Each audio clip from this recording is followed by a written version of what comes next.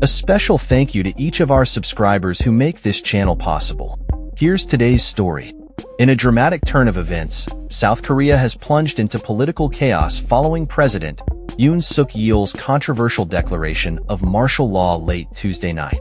This unprecedented move, which lasted less than 2 hours, has ignited fierce debates about the stability of South Korea's democratic institutions and raised concerns about the implications for regional dynamics, particularly in relation to China.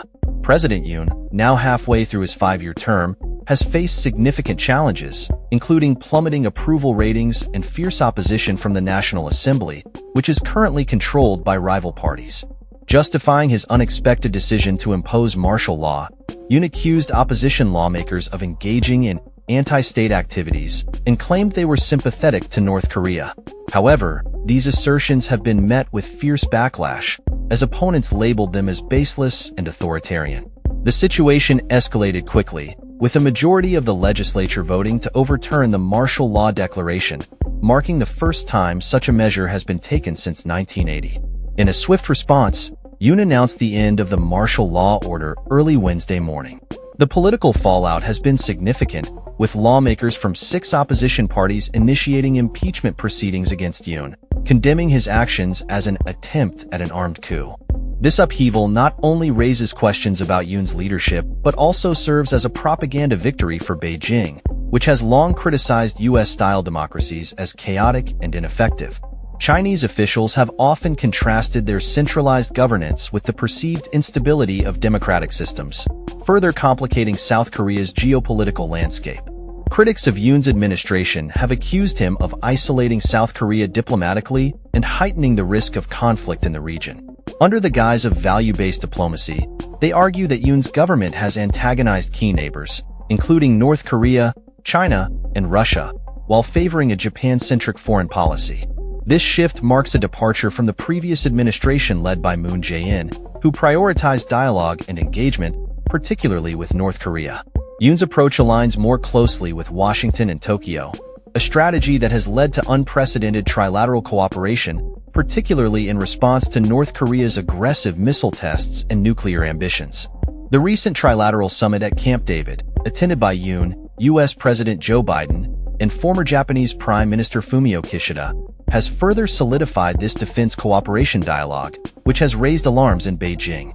South Korea's deepening ties with the U.S. and Japan, including participation in coalitions like the Quadrilateral Security Dialogue, are viewed by China as efforts to contain its rise. The potential unraveling of this framework could empower China to engage with its neighbors individually, potentially altering the balance of power in the region. Experts warn that if the Democratic Party of South Korea retakes the presidency, there may be a shift back to a more conciliatory approach towards both Pyongyang and Beijing. Michael Sobolik, a senior fellow in Indo-Pacific Studies, noted that recent progress in trilateral relations among the U.S., South Korea, and Japan could also be at risk. In an editorial, the Chinese state-run media outlet Global Times commented on the political turmoil, suggesting that it would have minimal impact on China-South Korea relations. However, it highlighted Yoon's alignment with Washington and Tokyo as a significant source of tension between the two countries. The editorial pointed out that Yoon's tough stance on North Korea, coupled with his perceived favoritism towards Japan, has strained the previously amicable relationship between China and South Korea.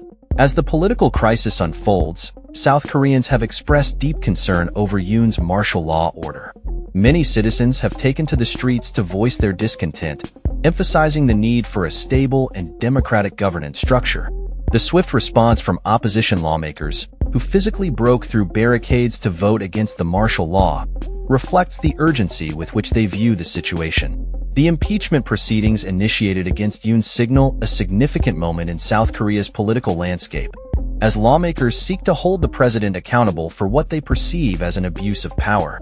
As the nation grapples with these developments, the implications for its foreign policy and regional relations remain uncertain.